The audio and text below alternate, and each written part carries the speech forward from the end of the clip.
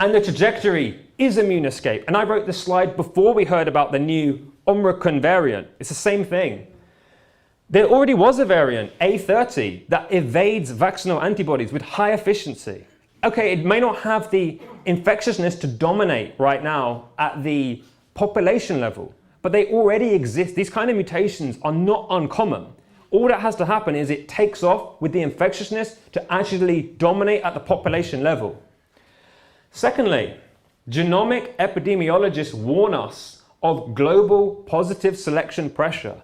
So these are people who really study the genomes and they study the variants in massive detail. They look at all the mutations. And here's just one paper I cite from in my risk assessment where they find an increase in the same kinds of positive selection pressure in the variants. And they describe how it was there in November 2020 and it increases in acceleration in February 2021 when we really have that high level of mass vaccination. And they warn in two areas of spike protein mutations in terms of increased transmissibility and spike protein mutations that tend towards immune escape.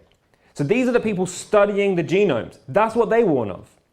Thirdly, and this is actually from the UK government, this is from SAGE, an academic paper. They did an options paper and it was all about the long-term evolution of COVID-19. And look at this. They talk about a scenario of current vaccine failure, likelihood, almost certain. This is from SAGE. Impact, medium.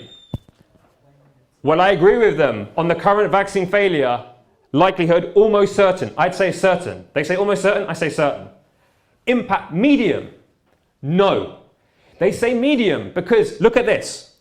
They say that there hasn't been evidence of something called antigenic sin. We're going to cover that in a moment.